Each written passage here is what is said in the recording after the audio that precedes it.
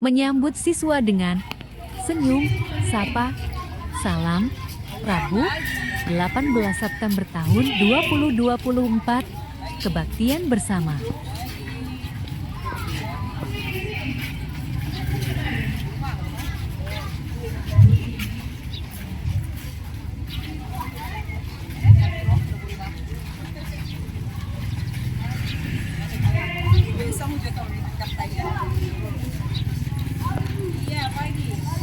Iya pagi. Kadang orang itu nang baru ada punya hari sekarang.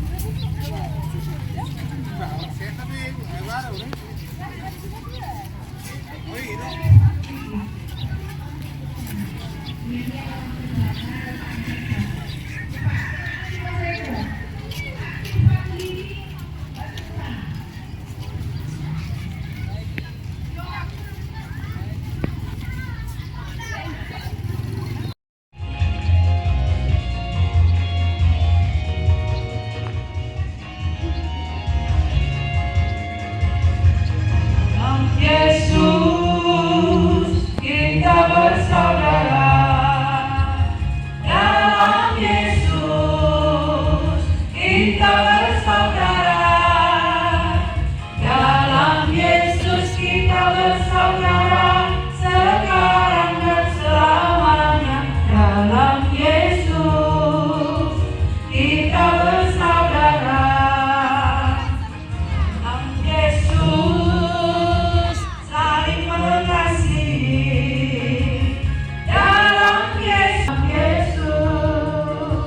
saling mengasihi. Dalam Yesus, saling mengampuni. Dalam Yesus, saling mengampuni. Dalam Yesus, saling mengampuni. Sekarang dan selamanya. Dalam Yesus, saling mengampuni.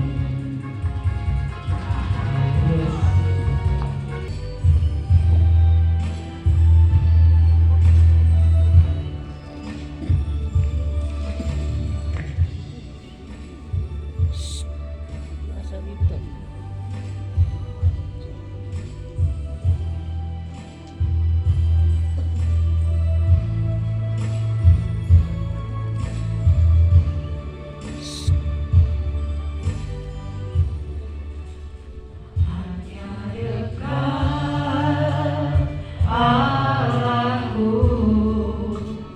rasa tenang hatiku, Kau sertai jalanku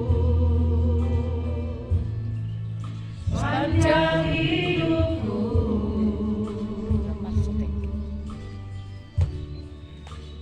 Hanya dekat padamu ada kekuatan baru. Kaulah perlindunganku, keselamatanku. Rasakan kasih Tuhan. Ku ingin selalu bersekutu denganmu, menikmati hadiratmu. Biarlah Rohmu tinggal dalam hidupku. Sungguh indah bersamamu selamanya. Shalom. Shalom. Kita setuju nih, semangatnya berhati-hati ya. Kita setuju semua itu ya. Tadi kok sisipnya aja dia. Oh ya, kalian disebar ke berbagai penjuru ya. Tapi nggak apa-apa ya. Ya, firman Tuhan yang akan kita dengarkan untuk kita renungkan pada pagi hari ini tertulis dalam Roma 5 ayat 1 sampai 5. Kalau ada yang bawa firman Tuhan, Alkitabnya, coba dibuka ya, biar kita baca bersama-sama. Roma 5 ayat 1 sampai dengan ayat yang kelima. Demikian bunyi firman Tuhan.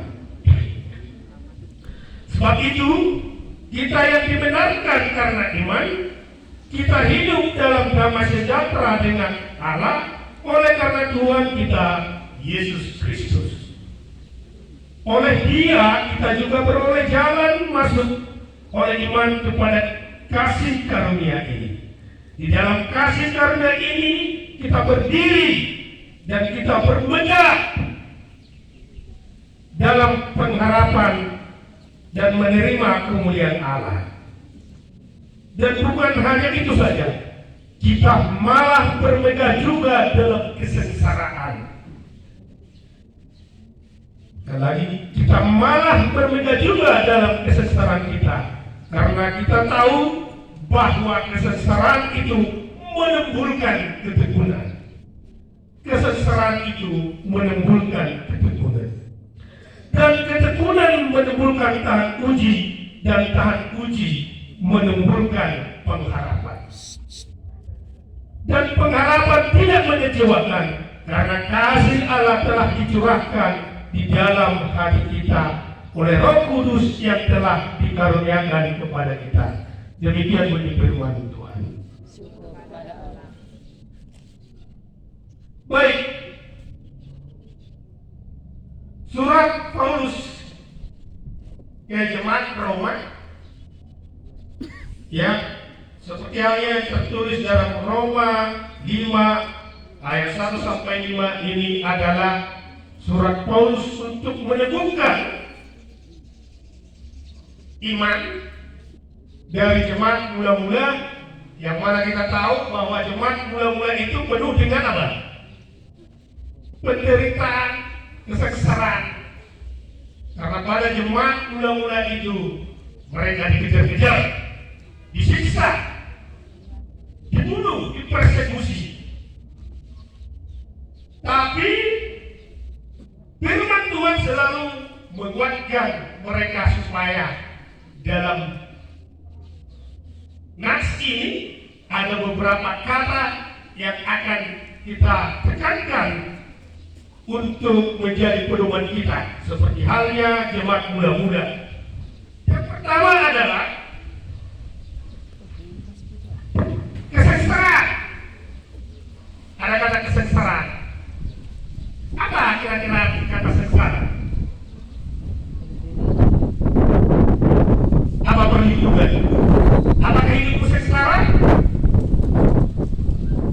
Siapa yang mengalami sengsara di sini? Siapa pernah sengsara? Cuci tangan. Berarti yang pernah sengsara ini berarti hidupnya enak-enak aja terus ya. Anak sultan lah berarti ya. Perlindungan kau pernah sengsara? Enggak. Waduh. Ya?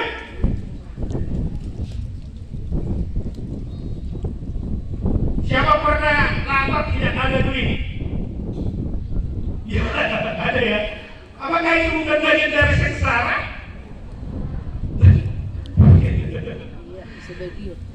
Ya, itu sengsara juga, ya kan? Sengsara itu bukan hanya kemelaratan kan? Ya.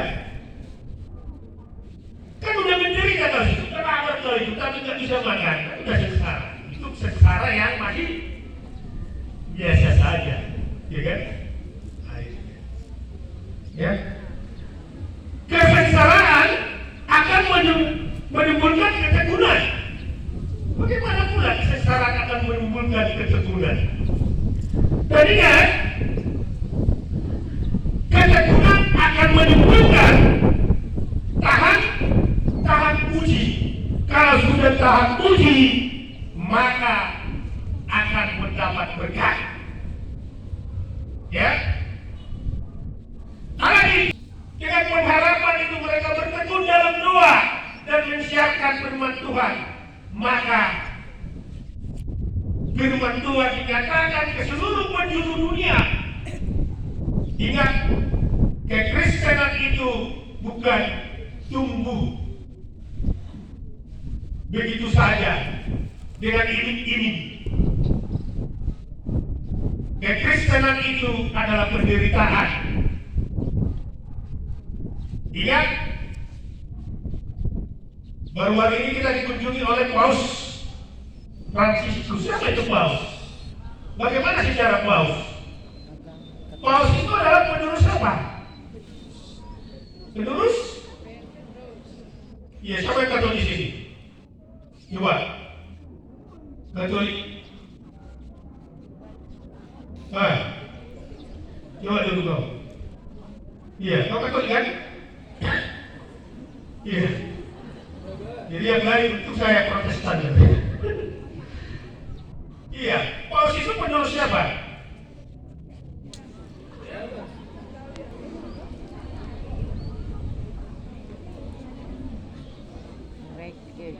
Paus itu penerus Petrus.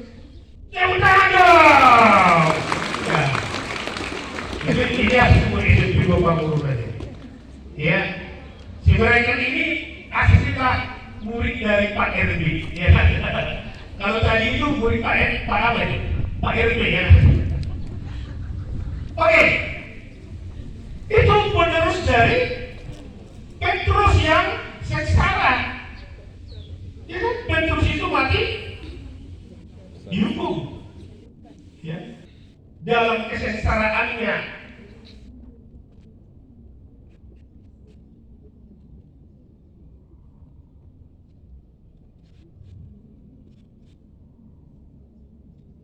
Karena ketekunan itu akan menimbulkan tahap uji. Ketekunan dalam kesengsaraan akan menimbulkan tahap uji. Kalau sudah tahap uji, ya, dia akan memperoleh Nikmat. hikmat, memperoleh berkat suatu saat. Masih kenal dengan Imam Bassantas Berbakti? Atau siapa yang kenal ada murid kami? Ya, imam itu bukan orang pintar.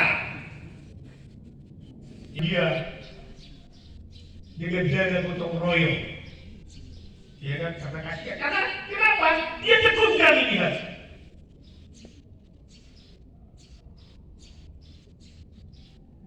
Dia lulus di Asok. Karena ketekunannya mungkin di sana juga dia dapat beasiswa. Kita tahu bahwa Yasok itu kan uang sekolahnya mahal, tapi dia dapat beasiswa di sana. Karena ketekunannya. Jadi semua orang bisa melihat ketekunan. Lolos dari Yasok, dia mau mencoba ke akademi militer, tapi nggak lolos, ya kan? Itu nggak lolos. Dan namanya akademi militer itu tesnya sangat ketat, ya kan? Tapi dia bertekun. Dia datang kemarin itu ditanya, Pak Ellen, gimana kau imam sekolah Universitas Veteran Pak? Kenapa jadi ke admin? Belum sanggup Pak. Kali akan saya coba tahu. Apa saja? Ingat, murid SMP Negeri 2 Pamurulan yang tekun akan memperoleh berkat. Bertekunlah dalam kesengsaraanmu dan penuh pengharapan. Mulai dari sekarang, tekun.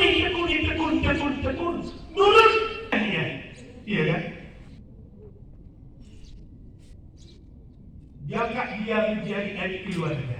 Karena apa? Orang pengangguran kan gitu dia. Dia pengangguran. Tapi kan hingga pada akhirnya dia memperoleh